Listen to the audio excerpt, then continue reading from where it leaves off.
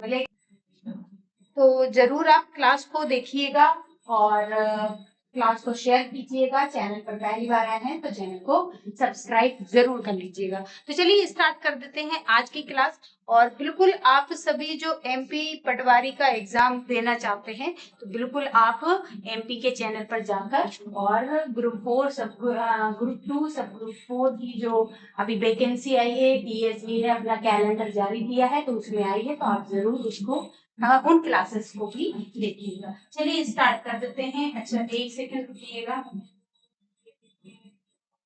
1 second रुकिएगा, थोड़ा network issue हो रहा है।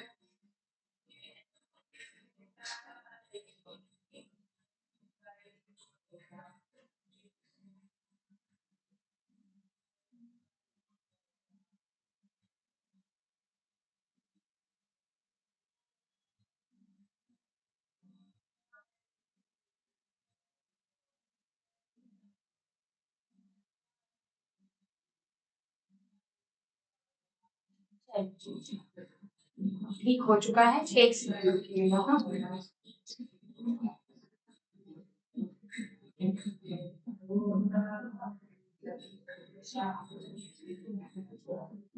चलिए तो स्टार्ट कर देते हैं क्लास बिना कोई देर किए हुए। ठीक है, वैसे ही थोड़ा लेट हो गई आज क्लास। ठीक है, चल फर्स्ट क्वेश्चन देखते हैं कि हाल ही में केंद्र सरकार द्वारा देश की नई उच्च शिक्षा सचिव के रूप में किसे नियुक्त किया है। देखिए जो है ये उच्च शिक्षा जो है, 1 सेकंड, उच्च शिक्षा से संबंधित क्या है कि जो कॉलेज वगैरह होते हैं है ना, वो शिक्षा किसके अंतर्गत आती है, उच्च शिक्षा के अंतर्गत आती है, हायर एजुकेशन के अंतर्गत आती है। तो अभी हमारे देश मतलब हमारे जो केंद्र सरकार है उसने अभी हमारे higher education secretary new appoint किए हैं। तो वो कौन है, तो याद रखिएगा वो है दीप्ति गौर मुखर्जी है। वो कौन है, दीप्ति गौर मुखर्जी है। और कल भी एक जो महिला थी, आप जरूर कमेंट बॉक्स में बताइएगा कि कल भी मैंने एक महिला के बारे में पढ़ाया था जो कि जो हमारे सेना के प्रमुख होते हैं उनकी ही जो एक बोला जाए टीम होती है उसका हिस्सा बनी थी। तो उनका नाम जरूर बताइएगा। और आज एक और महिला से एक और खबर है कि देखिए कि जो दीप्ति मुखर्जी है उनको भी क्या बनाया गया है, दीप्ति मुखर्जी को क्या बनाया गया है, केंद्र सरकार द्वारा उच्च शिक्षा सचिव के पद पर अपॉइंट इनको किया गया है। अगर हम देखें इनके बारे में थोड़ा तो आप देख सकते हैं कि जो दीप्ति मुखर्जी है ये ना क्या है, केंद्र सरकार ने इनको उच्च शिक्षा सचिव के रूप में इन्हें नियुक्त किया है। और इस पद में क्या होता है कि ये उच्च शिक्षा नीति हुए, जैसे विश्वविद्यालय यूनिवर्सिटी वगैरह हुए, और शैक्षणिक सुधारों की दृष्टि से ये बहुत ज्यादा संवेदनशील क्या होता है, पद होता है, क्योंकि इन सभी चीजों का इनको ध्यान रखना होता है। इसके अलावा इस पद की नियुक्ति के माध्यम से जो सरकार है वो शिक्षा के क्षेत्र में राष्ट्रीय जो शिक्षा नीति अभी न्यू आई है हमारी उसको प्रभावी रूप से क्रियान्वयन हो, इसलिए उनको इस पद पर, दीप्ति मुखर्जी को इस पद पर क्या किया गया है, अपॉइंट किया गया है। तो इसका करेक्ट आंसर क्या हो जाएगा कि जो हमारे उच्च शिक्षा जो न्यू हायर एजुकेशन सेक्रेटरी है उसके रूप में किसको नियुक्त किया गया है, तो दीप्ति गौर मुखर्जी को किया गया है। चलिए नेक्स्ट क्वेश्चन देखेंगे। नेक्स्ट क्वेश्चन है कि मुंबई में 11 अगस्त 2026 से शुरू होने वाले 2 दिवसीय सम्मेलन का नाम क्या है। देखिए अभी ब्रिक्स जो है बहुत ज्यादा, ब्रिक्स जो है वो बहुत ज्यादा क्या हो रहे हैं, उसकी बैठक हो रही है हमारे देश में, अलग अलग स्थानों पर हो रही है। ठीक है, 1 सेकंड देखते हैं यहाँ पर, चलिए है ना। तो यहाँ पर क्या हो रही है, बहुत ज्यादा अलग अलग बैठक अलग अलग प्लेस पर हो रही है। भुवनेश्वर में हो चुकी है, ठीक है, हमारे मध्य प्रदेश में कृषि की, ब्रिक्स की जो कृषि की बैठक है वो हमारे मध्य प्रदेश में हो चुकी है। तो अलग अलग बैठक हो रही है। तो इसी तरीके से मुंबई में, ठीक है, कहाँ पर, मुंबई में, मुंबई में क्या है, 2 दिवसीय बैठक हुई है। ठीक है,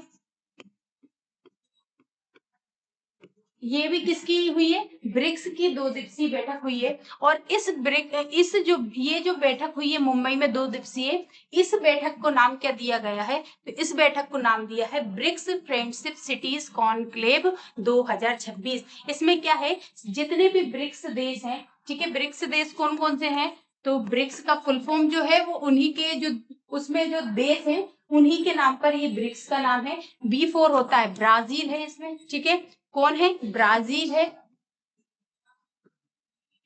और फिर R4 क्या हो जाएगा? रसिया, जिसे हम रूस कहते हैं, ठीक है।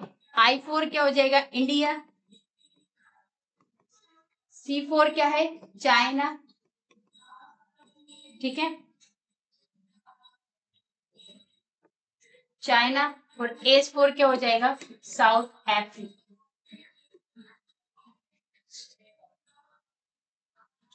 साउथ अफ्रीका, ठीक है। तो ये जो देश हैं ये ब्रिक्स के देश हैं और इन सभी देशों के जो प्रमुख हैं वो इस बैठक में क्या करेंगे? भाग लेंगे, जो कि मुंबई में होनी है। और ये जो है ये क्या है? एक फ्रेंडशिप सिटीज कॉन्क्लेव है जिसमें सभी देश के प्रमुख क्या होंगे? बड़े बड़े मुद्दों पर आपस में जो देश जो ब्रिक्स देश हैं उनके संबंध अच्छे रहें, मजबूत रहें, उसके लिए इस पर क्या होगी? चर्चा की जाएगी, है ना। इस कॉन्क्लेव में ये कितना है? द्विदिवसीय कॉन्क्लेव किया जाएगा। आप देख सकते हैं ये द्विदिवसीय है। इसका आयोजन आर्थिक और रणनीतिक सहयोग को मजबूत करने के लिए, मतलब आर्थिक रूप से देशों को मजबूत करना है। और ये सभी चीजें यहाँ पर इन टॉपिक्स पे यहाँ पर बात की जाएगी। और ये कहाँ पर होने वाली है? तो मुंबई में होने वाली है, ठीक है। इस सम्मेलन में ब्रिक्स देशों के प्रमुख शहरों का प्रतिनिधित्व, आपसी शहरी विकास, इसमें क्या होगा? इसमें ना जो शहरी प्रतिनिधित्व होंगे, ठीक है, उसके अलावा है ना उनके शहर की विकास की बात की जाएगी। वहाँ की सांस्कृतिक जो धरोहर है, आदान प्रदान, मतलब वहाँ की कुछ चीजें यहाँ पर उनको दी जाएंगी, यहाँ की चीज वहां पर। तो इस तरीके से जो शहरों को आपस में क्या है? सांस्कृतिक रूप से भी जोड़ा जाएगा। कूटनीतिक संबंधों पे यहाँ पर चर्चा की जाएगी, ठीक है। इस आयोजन में भारत का स्थानीय स्तर पर अंतर्राष्ट्रीय संबंधों और शहरी कूटनीति, मतलब हमारे जैसे कि हाँ, हमारे यहाँ जैसे मध्य प्रदेश में, ठीक है, महेश्वरी साड़ियां हैं, ठीक है, चंदेरी की साड़ियां हैं। तो अगर है ना हमारे यहाँ के जैसे किसी शहर को कोई रिप्रेजेंट करने जा रहा है तो वो उधर की क्या करेगा? उधर जो भी चीज फेमस होगी उसके बारे में बताएगा। तो जो और देश हैं जो आ रहे हैं ब्रिक्स के, वो उस चीज को समझेंगे। तो हमारे यहाँ का जो शहरी जो रहेगा उसमें है ना अंतरराष्ट्रीय संबंधों से वो क्या होगा? जुड़ेगा। मतलब हमारे यहाँ की जो अगर चंदेरी की साड़ी है वो क्या है? अंतरराष्ट्रीय स्तर पर भी उसको क्या मिलेगी? पहचान मिलेगी। तो इन सभी चीजों को लेते हुए यहाँ पर मुंबई में यहाँ पर 2 दिवसीय बैठक की जाएगी और ये ब्रिक्स देशों की बैठक होगी। और इसका जो नाम रखा गया है वो क्या है? BRICS friendship cities conclave 2026। Clear? चलो नेक्स्ट क्वेश्चन देखेंगे। नेक्स्ट क्वेश्चन है, हाल ही में किस राज्य में भारी बारिश के कारण मौसम विभाग द्वारा 5 जिलों में ऑरेंज और 4 जिलों में येलो अलर्ट जारी किया गया है? तो अभी है ना बहुत ज्यादा जो पहाड़ी क्षेत्र होते हैं, क्योंकि अभी हर जगह बारिश हो रही है और खासकर पहाड़ी क्षेत्रों में बहुत ज्यादा लैंडस्लाइड हो रही है, वहां पर भूकंप आ रहा है, फ्लड बहुत हो रहा है, मतलब बाढ़ भी बहुत ज्यादा आ रही है। तो उन सभी को देखते हुए जो हिमाचल प्रदेश है, ठीक है, कौन सा? हिमाचल प्रदेश राज्य है, उसने अपने 5 जिलों में क्या है? ऑरेंज और है ना 4 जिलों में येलो अलर्ट क्या किया है? जारी किया है। और जिसके तहत क्या होगा कि वहां पर जो जितनी जगह ये संवेदनशील जगहें हैं वहां पर बहुत ही ज्यादा मजबूती के साथ, बहुत ज्यादा अलर्टनेस के साथ क्या किया जाएगा? वहां पर प्रशासन इन चीजों को देखेगा, ठीक है। देख सकते हैं मानसूनी गतिविधियां सक्रिय होने के चलते हिमाचल प्रदेश के पहाड़ी जो इलाके हैं उसमें लगातार क्या हो रही है? लैंडस्लाइड्स हो रही है, मतलब भूस्खलन हो रहा है, ठीक है, भारी बारिश हो रही है वहां पर। और यहाँ से क्या हो रहा है? मौसम विभाग केंद्र की सुरक्षा मद्देनजर रखते हुए यहाँ पर स्थानीय नागरिकों और पर्यटनों को नदी नाले के पास न जाने की क्या दी है? सख्त हिदायत दी गई है। और ऑरेंज अलर्ट वाले जो जिले हैं वहां पर तो ना जिला प्रशासन को किसी भी आपात स्थिति से निपटने के लिए पूरी तरह क्या कर रहा है? अलर्ट मोड में रखा है कि भाई कभी भी थोड़ा सा भी अगर कुछ वहां पर आपको दिखाई दे तो तुरंत वहां पर क्या हो? सेवा पहुंचे। क्लियर है? तो आप देख सकते हैं कि ये कहां पर हुआ है? हिमाचल प्रदेश। क्लियर? चलो नेक्स्ट क्वेश्चन देखेंगे।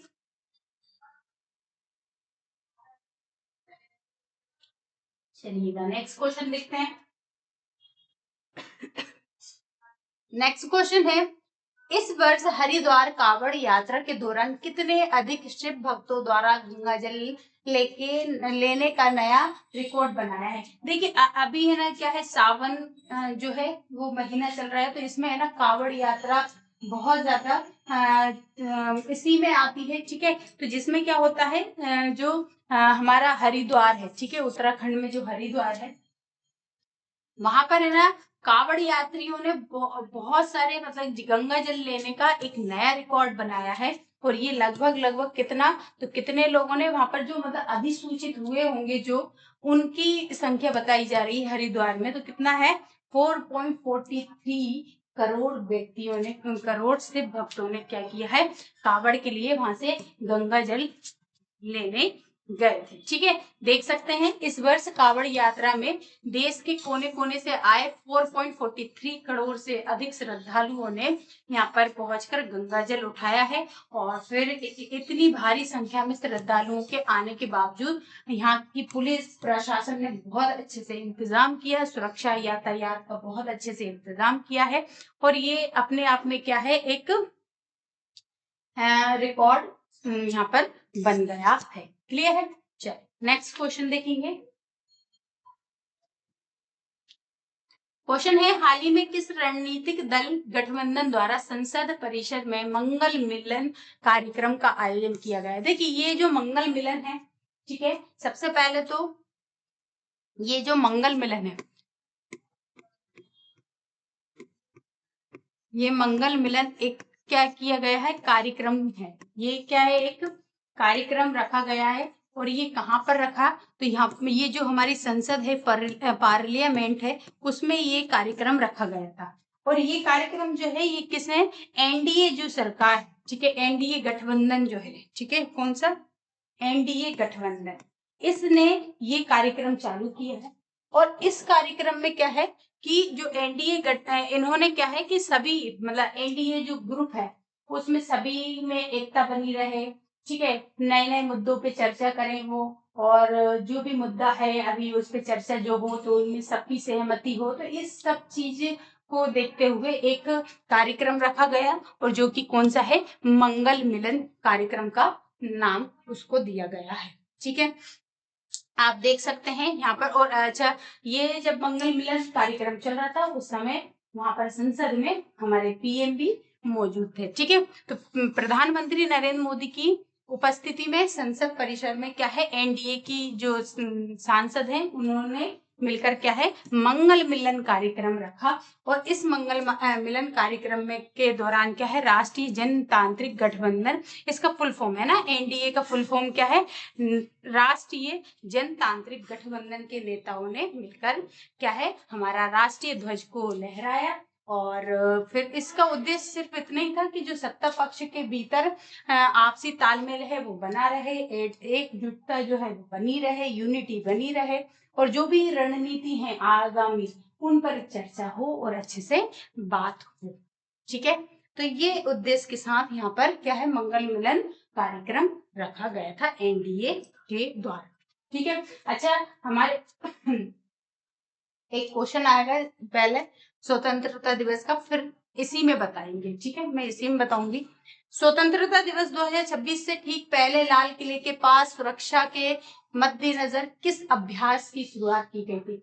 अभी देखिएगा, जो स्वतंत्रता दिवस है 2026 है ना, इंडिपेंडेंस डे हमारा जो है वो 2026 का, उसमें क्या है, उसमें क्या है सबसे नई बात, इस बार की सबसे नई बात, ठीक है, 2026 की सबसे नई बात यह है कि हर साल क्या होता था, सिर्फ यहाँ पर है ना नेशनल एंथम बजती थी, लेकिन इस बार से क्या होगा, यहाँ पर वंदे मातरम भी यहाँ पर क्या होगा, गाया जाएगा। ठीक है, हर बार नेशनल एंथम गाया जाता था, जनगण मन गाया जाता था, इस बार यहाँ पर वंदे मातरम भी गाया जाएगा। तो इस बार का जो हमारा इंडिपेंडेंस डे है ये मोस्ट आईएमपी हो जाता है एग्जाम की दृष्टिकोण से। क्यों होगा, क्योंकि यहाँ पर एक जो इस बार वंदे मातरम भी होगा। ठीक है, और यहाँ पर क्या है कि जो लाल किला है उसके आसपास सुरक्षा वगैरह करने के लिए सुरक्षा को नजर रखना, मतलब अच्छे से सुरक्षा हो, तो उसके लिए क्या है,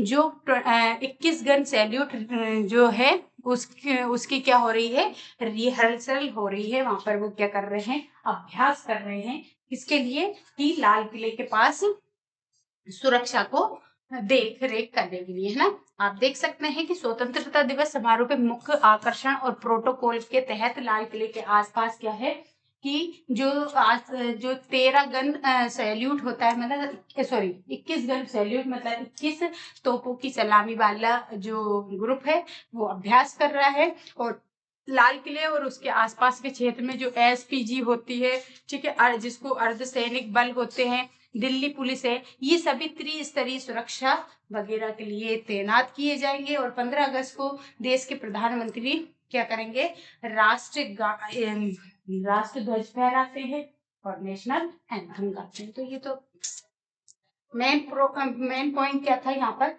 वंदे मातरम होगा, इसलिए ये थोड़ा सा इम्पोर्टेंट हो जाता है। और यहाँ पर ठीक है, चलो नेक्स्ट क्वेश्चन है कि हाल ही में किस राजनीतिक दल ने के नेताओं द्वारा तमिलनाडु विधानसभा में नीट के खिलाफ लाए जाने वाले प्रस्ताव का पूर्ण समर्थन करने वाले, देखिए इसमें क्या है कि जो तमिलनाडु सरकार है, ठीक है, इस तमिलनाडु सरकार ने क्या किया है कि जो नीट में अभी बहुत ज्यादा क्या हो रहा था, घोटाला हुआ, जिसके कारण प्रोटेस्ट भी हुआ था। तो इन्होंने उस चीज को देखते हुए इन्होंने कहा कि जो 12वीं में 12th में बच्चों के नंबर आए होंगे, हम उसी के बेस पर क्या कर सकते हैं, उनको जो मेडिकल कॉलेज है उनमें हम क्या कर देंगे, एडमिशन दे देंगे, है ना।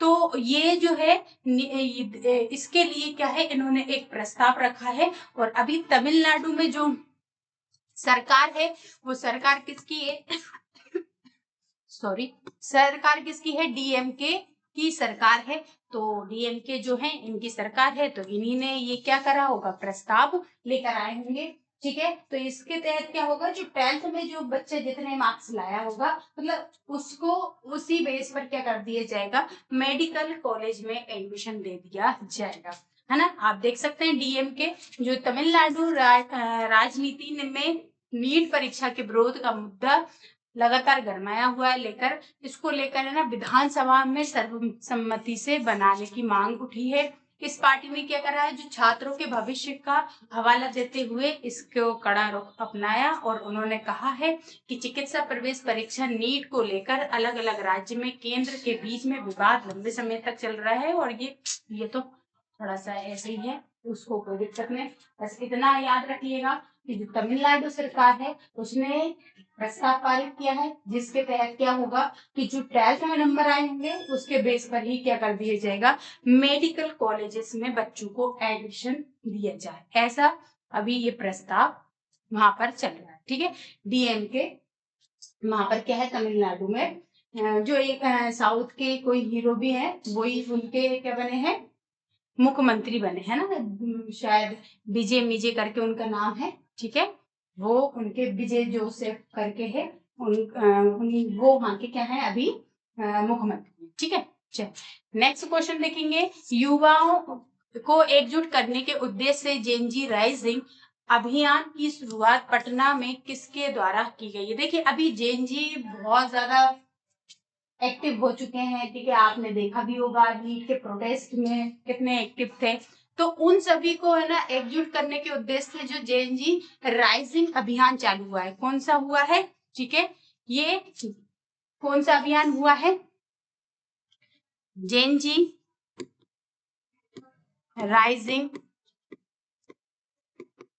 राइजिंग अभियान हुआ है। और ये जो अभियान है, ठीक है, ये जो अभियान है ये कहाँ पर हुआ है, तो पटना में हुआ है। कहाँ पर हुआ है, ये पटना बिहार। ठीक है, ये कहाँ पर हुआ है, पटना बिहार में ये एक अभियान चलाया जा रहा है। और ये किसके द्वारा चलाया जा रहा है, तो AISA के द्वारा, मतलब ऑल इंडिया स्टूडेंट्स एसोसिएशन के द्वारा ये एक अभियान चलाया जा रहा है, जिसमें सभी जेएनजी जो है उनको क्या किया जा रहा है कि एकजुट हों और किसी भी बड़े जो देश के मुद्दे हैं उन पर अपनी आवाज उठाएं और अपने मतलब स्टूडेंट जो बड़े मुद्दे से मीन्स जो स्टूडेंट से संबंधित मुद्दे हैं उन पर। ठीक है, आप देख सकते हैं बिहार की जो राजधानी है पटना में युवा वर्ग और छात्र समुदायों को जो रोज डेली के जो मुद्दे होते हैं, अधिकार होते हैं, किससे जुड़े, छात्रों से जुड़े, है ना। उनके लिए जेनजी राइजिंग अभियान चलाया गया और इस अभियान का मुख्य फोकस ये है कि जो आधुनिक युवा पीढ़ी है ना, उनके बीच संवाद क्या हो, स्थापित हो, मतलब बोलने का जो है कि अपने अधिकारों के लिए बोला जाए, है ना, तो वो स्थापित हो, उनकी राजनीतिक सामाजिक सहभागिता बढ़े। ठीक है, इस कार्यक्रम के तहत सेमिनार, खुली चर्चाएं, ये सारे यहाँ पर युवा सम्मेलन, ये सभी का क्या किया गया था, आयोजन किया गया था। तो ये कहाँ पर हुआ है ये आयोजन, तो ये पटना बिहार में आयोजन किया गया था। क्लियर है, तो करेक्ट आंसर क्या हो जाएगा इसका, AISA मतलब ऑल इंडिया स्टूडेंट एसोसिएशन के द्वारा ये क्या की गई थी, ये अभियान चलाया गया है। ठीक है, चल नेक्स्ट क्वेश्चन देखेंगे। हाल ही में सुप्रीम कोर्ट ने किस राज्य से जुड़े SIR ट्रिब्यूनल की सुनवाई की धीमी रफ्तार पर गंभीर क्या करी है, टिप्पणी की है। देखिए अभी जो SIR ट्रिब्यूनल है, ठीक है, कौन सा SIR ट्रिब्यूनल जो है, इसमें क्या है, अभी इसके तहत सुप्रीम कोर्ट जो है, ठीक है, हमारा क्या है, सुप्रीम कोर्ट जो है, उस सुप्रीम कोर्ट ने क्या किया है, सुप्रीम कोर्ट ने अभी है ना पश्चिम बंगाल, ठीक है, किसको, पश्चिम बंगाल को क्या किया है, वहां की जो सरकार है, ठीक है, उसको क्या किए है कि ये जो इस पे जो सुनवाई वगैरह चल रही थी उसकी क्या थी, बहुत कम स्पीड से चल रही थी। ठीक है, बहुत सारे केसेस जो थे वो क्या है, पेंडिंग थे।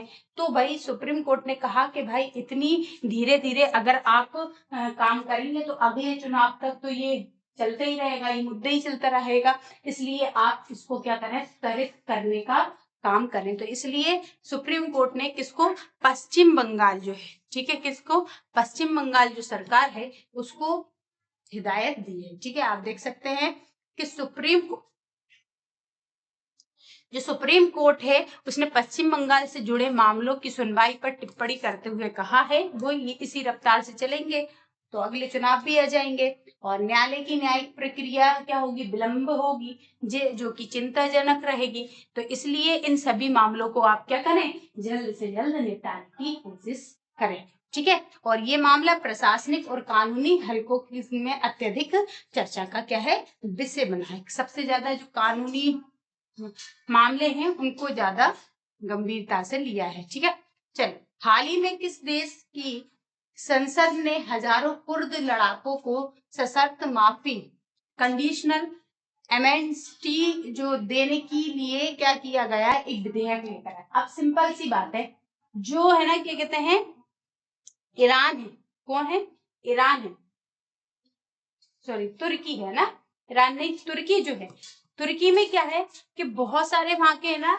जो कुर्द लड़ाके हैं, मतलब किसी कारण से वो क्या है बगावत वगैरह करते हैं कुछ लोग, तो उन लोगों को क्या किया गया है कि उनको एक कंडीशनल मतलब कंडीशन रखी उनके सामने के भाई हम आपको माफी दे देंगे और आप बस ये काम छोड़ दीजिए। तो इस तरीके से क्या है कि ये जो है तुर्की, ठीक है, जो है ना तुर्की है, जिसका अभी इसका नाम तुर्की नहीं रहा, ये क्या हो गया, तुर्की है, इसने अपना नेम चेंज कर लिया है ना, तुर्की नहीं है अब इसका नाम हो गया है तुर्की है। इसने क्या किया है, अपना नेम चेंज कर लिया है देश का। ठीक है, हाँ ठीक है, तो देखिए जैसे हमारे यहाँ केरल ने केरलम कर लिया है, ऐसे तुर्की ने तुर्की ये कर लिया है। ठीक है, तो तुर्की के संसद ने देश के भीतर लंबे समय से चले आ रहे आंतरिक संघर्ष को समाप्त करने की दिशा में ये ऐतिहासिक कदम उठाया। ये किसी ना किसी मुद्दे पर उनकी सरकार से क्या होंगे, उनकी सरकार से मतलब खुश नहीं होंगे तो वो है ना क्या करते हैं, बगावत करते हैं, संघर्ष करते हैं। तो उन सभी को देखते हुए जो तुर्की है वहां की संसद ने क्या किया है, इनको एक मतलब हिंसा छोड़ने के लिए कहा गया है और इनसे कहा है कि आप मतलब सशर्त आम माफी का लाभ मिलेगा, मतलब कि आपको माफ कर दिया जाएगा, आपसे कोई भी मतलब बाद में आपको इसके लिए कोई भी सजा नहीं दी जाएगी, आप भी क्या करें, इन मुद्दों को छोड़ दें और इस राजनीतिक निर्णय को तुर्की ने आंतरिक शांति और क्षेत्रीय सुरक्षा का लिहाज बताया। मतलब उन्होंने कहा कि हमारे देश में आंतरिक जो शांति है वो बनी रहे, तो इसलिए आप थोड़ा सा क्या करें, इन मुद्दों को छोड़ें और बढ़िया से क्या करें, अपने देश में आंतरिक शांति बनाए रखें। हम इसके बदले आपको क्या कोई भी सजा नहीं देंगे, माफ कर देंगे आपको, छोड़। क्लियर?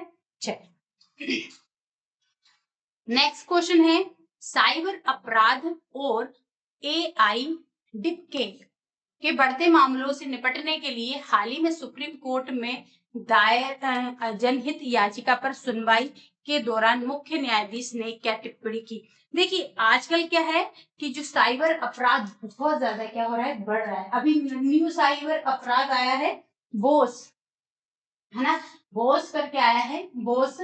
तो उसमें क्या होता है कि जो किसी भी है ना सेक्टर में काम करते हैं उनको क्या करेगा, जो खासकर लेन देन वाला काम कर रहे हैं ना, पैसे से रिलेट कोई काम, उसमें किसी की जॉब है, कोई भी सेक्टर है, कोई भी ऑफिस है, उसमें पैसे से रिलेट जो भी उस जॉब पर होगा उसको उसके व्हाट्सएप के थ्रू क्या होगा, उसके बिल्कुल वैलिड नंबर से, ठीक है, उसके बोर्ड के नंबर से उसके पास मैसेज आएगा और वो मतलब ट्रांजेक्शन करने का के लिए बोलेगा और फिर अब एम्प्लॉय को बोला जाए बोस की तरफ से वो कर भी देगा। तो ऐसे, जबकि ये बोस नहीं कर रहे हैं, ये कौन कर रहे हैं, साइबर के थ्रू जो फ्रॉड करते हैं, ठीक है, वो लोग ये काम करते हैं।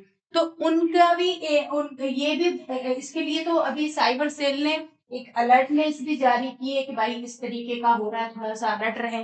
तो उसी को देखते हुए मतलब बहुत सारे जो साइबर अपराध है और जो एआई डिफेक्ट है, मतलब एआई के थ्रू भी जो बहुत सारे मामले है ना क्या हो रहे हैं, बढ़ रहे हैं, किसके, फ्रॉड के। तो उन सभी को देखते हैं, है ना, उन सभी को देखते हुए सुप्रीम कोर्ट ने एक क्या किया है, सुप्रीम कोर्ट ने एक क्या किया है, टिप्पणी की है कि जो साइबर अपराध है उन पर एक्शन लेना मुख्य रूप से क्या है, एक्सपर्ट्स और एजेंसी का काम है। हर कोई इन पर क्या नहीं ले सकता है, एक्शन नहीं ले सकता। कैसे कि जो डिप केक तकनीक है उसमें उसके दुरुपयोग और उससे जुड़े साइबर अपराधों के खिलाफ अदालत में जनहित याचिका दायर की गई थी, जिसके दौरान क्या है, जो सीजेआई है, हमारे चीफ जस्टिस ऑफ इंडिया है, वो उन्होंने स्पष्ट किया है कि तकनीकी अपराधों से निपटने के लिए कानून व्यवस्था और विशेष तकनीकी एजेंसियों की विशेषज्ञता की आवश्यकता होती है। वर्तमान समय में अगर देखा जाए तो एआई जनरेट डिप के वीडियो, है ना, फर्जी सूचनाएं और ये बहुत सारी चीजें क्या हो रही हैं, चल रही हैं, जिसके मतलब बहुत सारे लोग इसके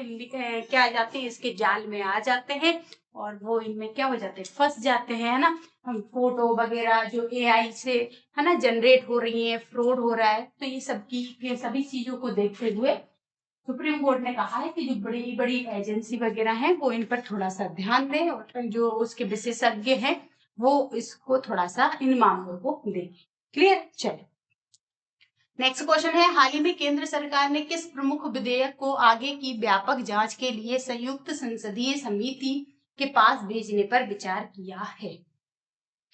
अभी क्या है, जो केंद्र सरकार है इसने क्या किया है कि जो मतलब संयुक्त संसदीय समिति है उसके पास कुछ विधेयक क्या है आगे भेजे हैं और वो किस मुद्दे पर है, तो जो है ना विदेशी अंशदान है, ठीक है, कौन से, विदेशी अंशदान जो है विनिमय अधिनियम, इस बिल को आगे की ओर उन्होंने दिया है। और इस बिल में क्या दिया है कि जो सरकार और गैर सरकारी संगठन है जो कि विदेश फंडिंग से जुड़े हुए हैं और वो अगर उन नियमों को अधिक पारदर्शी से बनाने के लिए क्या किया गया है कि संसद ने ये बिल इनको दिया है। कौन सा बिल दिया है, तो FCR बिल दिया है। कौन सा, विदेशी अंशदान विनिमय अधिनियम के तहत ये बिल दिया है। और इसमें है ना संसदीय कार्य मंत्री हुए, अन्य वरिष्ठ नेता, इन सभी के बीच में इस संबंध में क्या है, संसद सत्र के दौरान बैठक हुई और इस पर चर्चा हुई और संयुक्त समिति जो संसदीय समिति है, कौन सी, संयुक्त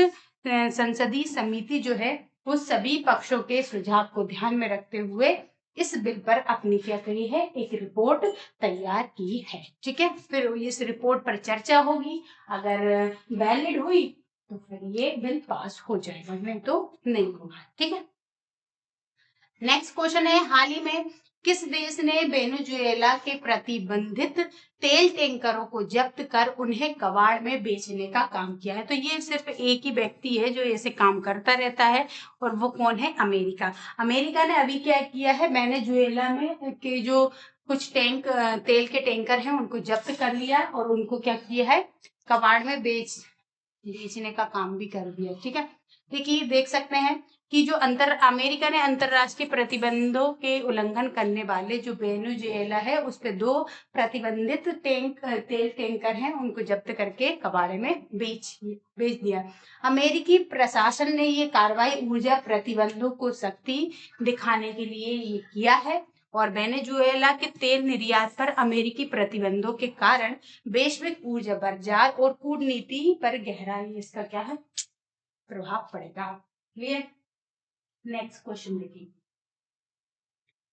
नेक्स्ट क्वेश्चन है कि तमिलनाडु में युवाओं के बीच नशे की प्रवृत्ति को रोकने के लिए वहां के मुख्यमंत्री द्वारा किस अभियान को चलाया गया है? देखिए अभी तमिलनाडु की एक हमने देखा है कि वहां पर उन्होंने क्या किया है, स्टूडेंट को जो नीट के थ्रू जो मेडिकल कॉलेज में एडमिशन लेते थे, अब क्या डायरेक्ट 12th के मार्क्स पर लेंगे। अब ऐसे ही वहाँ के युवा जो हैं वो क्या है, नशे की प्रवृत्ति को वहां पर रोकना है, नशा वगैरह को रोकने के लिए वहां पर तमिलनाडु सरकार ने एक अभियान चलाया। वो अभियान का नाम क्या है, एंटी ड्रग कैंपेन है। क्या है उस अभियान का नाम? एंटी ड्रग कैंपेन उस अभियान का नाम है। ठीक है, ये तमिलनाडु सरकार के द्वारा चलाई गई। किसके द्वारा? तमिलनाडु सरकार। और तमिलनाडु के जो मुख्यमंत्री हैं उन्होंने कहा है कि नशा मुक्त बनाने के लिए, मतलब राज्य को नशा मुक्त बनाने के लिए कॉलेज के छात्रों को मादक पदार्थों के दुष्प्रभाव से बचाने के लिए ये अभियान चालू किया गया है। और इसके तहत पुलिस, शिक्षण संस्थान हुए, सामाजिक संगठन हुए, इन सभी को जोड़ा और इनसे कहा है कि जन जागरूकता इनके फैलाई जाए इसके विरोध में, है ना। और दक्षिण भारत में ड्रग्स के अवैध कारोबार पर नकेल कसने के लिए भी क्या किया गया है, एंटी ड्रग कैंपेन चलाया जा रहा है। किसके द्वारा? तो जो तमिलनाडु सरकार है उसके द्वारा। किसके द्वारा? तमिलनाडु जो सरकार है इसके द्वारा चलाया जा रहा है। ठीक है, चलो नेक्स्ट क्वेश्चन देखेंगे कि स्थानीय प्रशासन द्वारा किस शहर के शस्त्र लाइसेंस के रिन्यूअल और ट्रांसफर शुल्क में 1000 रुपए के अतिरिक्त बढ़ोतरी की गई है? तो अभी ये किस में की गई है?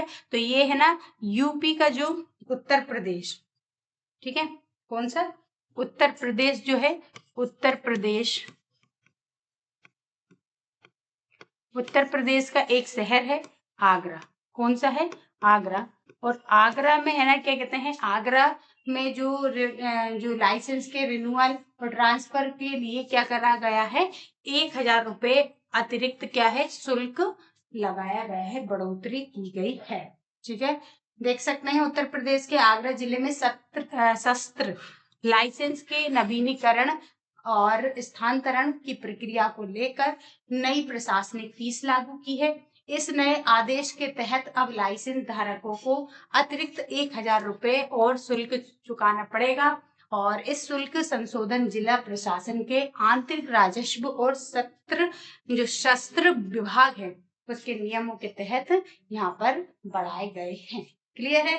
तो देखिए आज की क्लास के हमारे पूरे क्वेश्चन कंप्लीट हो चुके हैं। और आज की क्लास कैसी लगी जरूर जाते समय कमेंट बॉक्स में लिखकर बताइएगा। और एक बार क्लास को शेयर एक बार और कर दीजिएगा, और चैनल पर पहली बार आए तो चैनल को सब्सक्राइब कर लीजिएगा। और एक बार फिर से मैं बता दूं कि अगर एमपी का आप कोई भी एग्जाम दे रहे हैं, खासकर अभी जो पटवारी की वैकेंसी निकली है ग्रुप 2 ग्रुप ग्रुप 4 की, तो उसकी क्लासेस आपके एमपी वाले चैनल पर स्टार्ट हो चुकी है। आज से ही हुई है, दोपहर 3 बजे होती है क्लास, तो आप जरूर उसको लीजिएगा। ठीक है, तो आज के लिए इतने ही रखेंगे। Thank you for watching my video. Please share my video and subscribe my channel. Thank you so much everyone. Thank you.